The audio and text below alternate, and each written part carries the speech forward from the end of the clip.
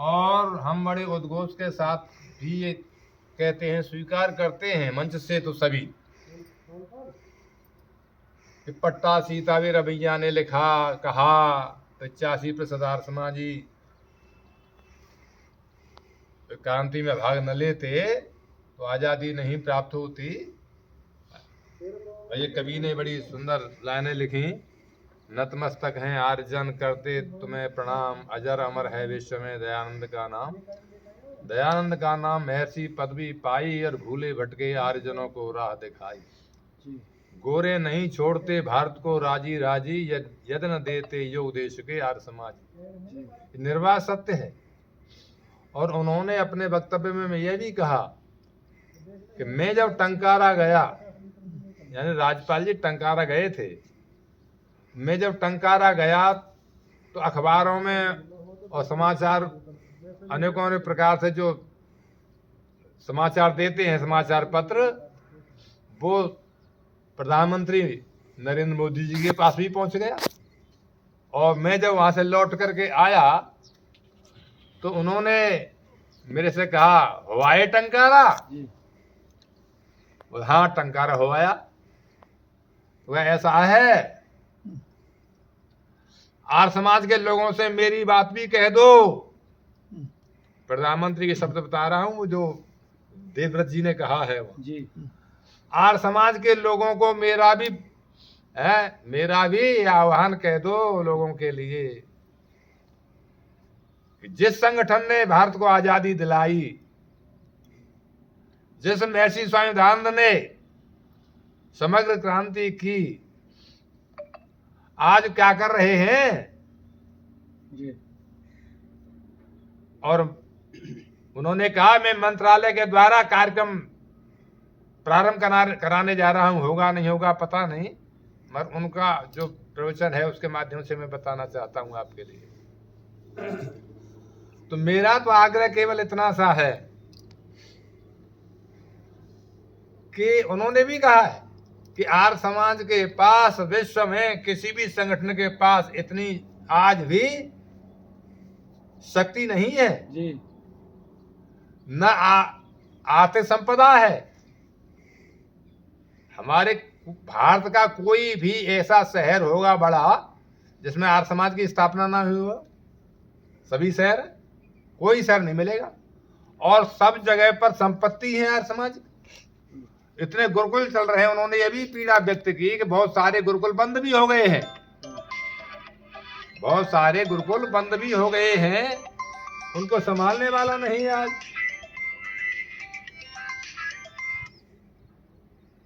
योगी जी, मैं थोड़ा बोल रहा हूँ, प्रवचन कर रहा हूँ, इसलिए बाद में बात करेंगे।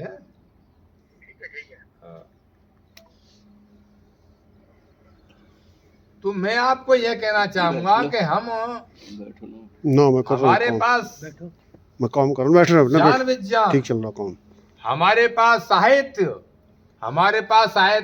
जो इतिहास के रूप में है, वो सब कुछ हमारे पास है। परंतु बड़ी दयनीय और सोचनीय बात यह है कि तमाम जो संगठन अभी नए नए पैदा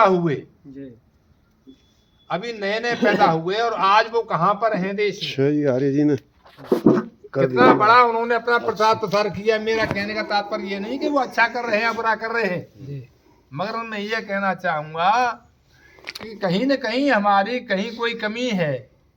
लोग कहते हैं कि पाखंड का विरोध मत करो, तो देखो निरंकारी, देखो रामपाल मूर्ति पूजा का विरोध करते थे, मगर देखो कितना संगठनों का नया बढ़ा, कितने लोगों की उपस्थिति उनके कार्यक्रम में होती थी।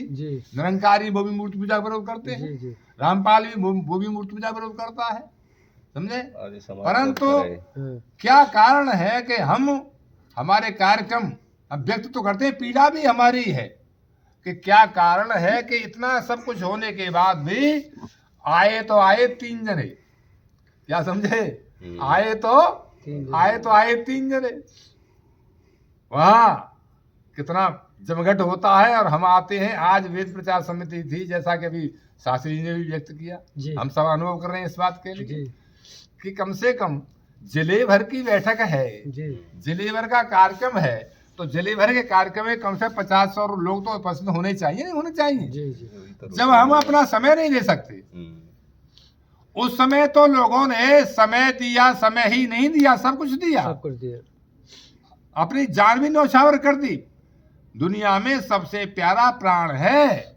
जी अभी यहाँ किसी प्रकार की घटना दुर्घटना हो जाए तो सब अपने अपने प्राणों को लेकर भागेंगे, जी मगर जिन लोगों ने भारत माता की आजादी के लिए अपना सर्वस्व न्यौछावर किया और जिनके लिए ठहरने के लिए परिवार घर में भी दरवाजे पर ताले डल गए थे, वो अंदर नहीं आ सकते थे, माता पिता भी कहते हैं कि जाओ बाहर जाओ, तू यहाँ आ गया, तू तो मरेगा मगर हमारे सारे घर को मारेगा।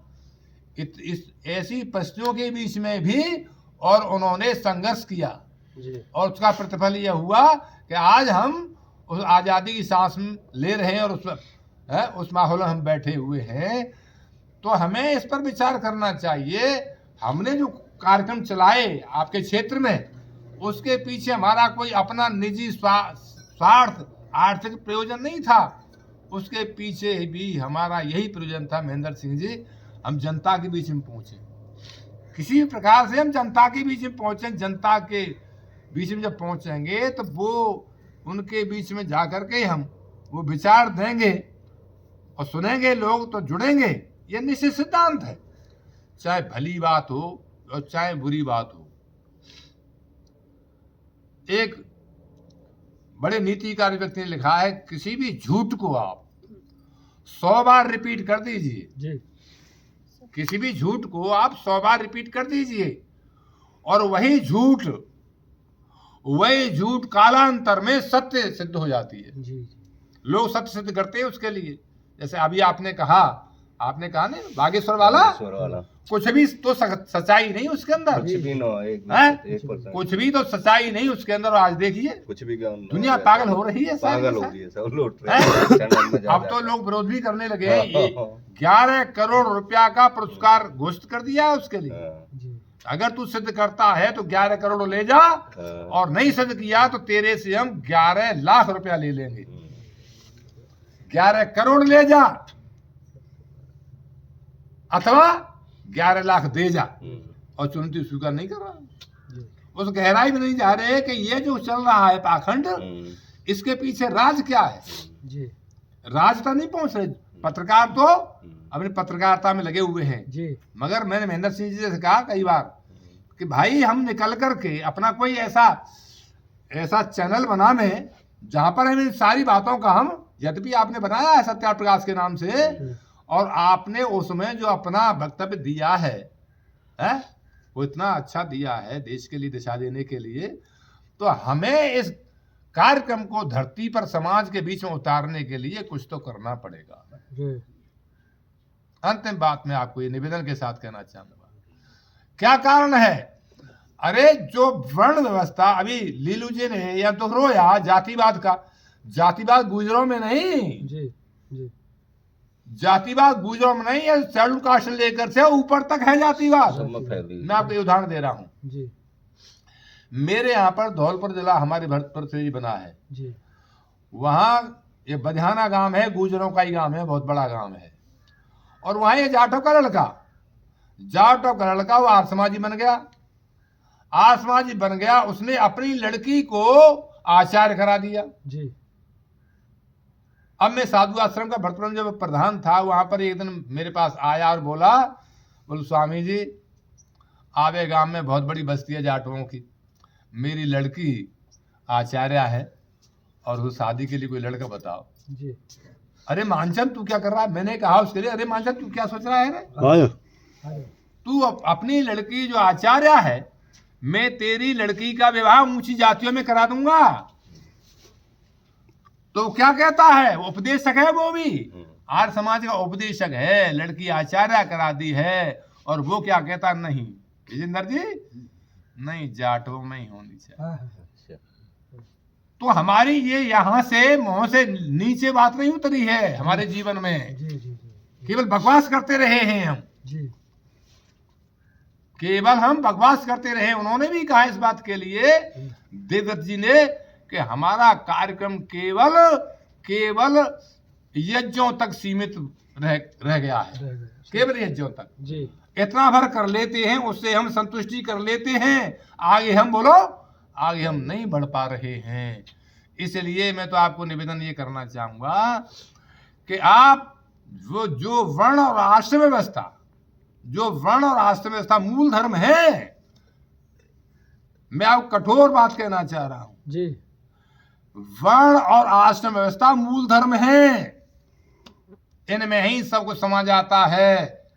जैसे गृहस्थ के अंदर सारे आश्रम समा जाते हैं, गृहस्थ से ही ब्रह्मचर्य निकलता है, जी और गृहस्थी तो गृहस्थ आश्रम में होता ही है, और वानप्रस्थी कहाँ से निकलता है बोलो, ग्रस्त है, और सन्यासी कहाँ से निकलता है बोलो, ग्रस्त है, इसलिए जिस प्रकार से चारों वर्ण नहीं चारों आश्रम जिस प्रकार से गृहस्थ पर निर्भर हैं, उसी प्रकार से हमारे वर्ण व्यवस्था है, हमारी वर्ण व्यवस्था है, यही मूल धर्म है। चारों वर्णों और चारों आश्रमों के अनुसार यदि हम अपने जीवन को बना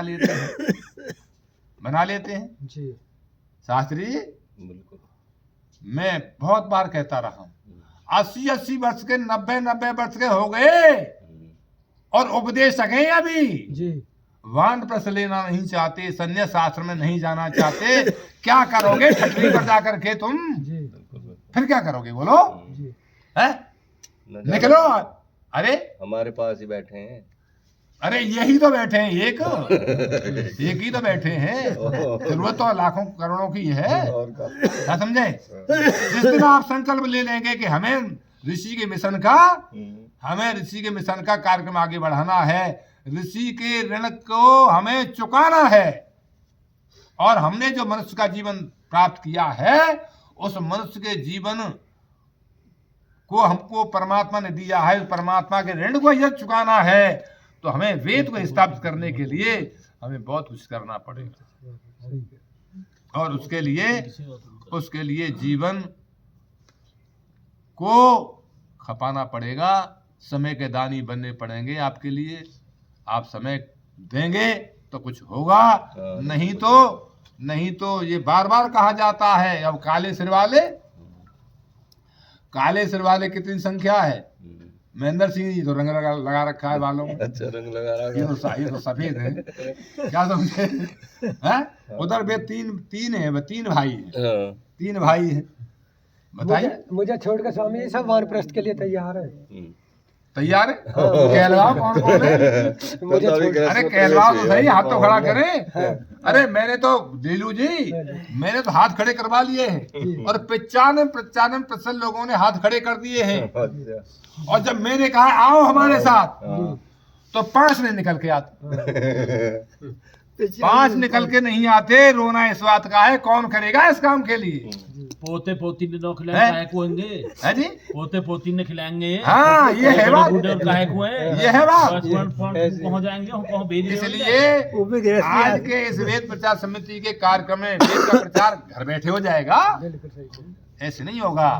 अगर आपको वेद प्रचार करना है तो आप कम से कम 1 महीने में 7 दिन का समय तो निकालो, 1 महीने में 7 दिन का समय तो निकालो, घर से निकल करके आप गांवों में पहुंचो, निकल करके लोगों के बीच में पहुंचिए, कार्यक्रम छोटे मोटे कार्यक्रम करवाइए, हमें बुलाइए, उनके बीच में अगर 50 लोग 25 लोग 15 लोग 20 लोग इकट्ठे होंगे तो कुछ तो पल्ले पड़ेगा। निरंतर मैं यहाँ पढ़ा रहता हूँ।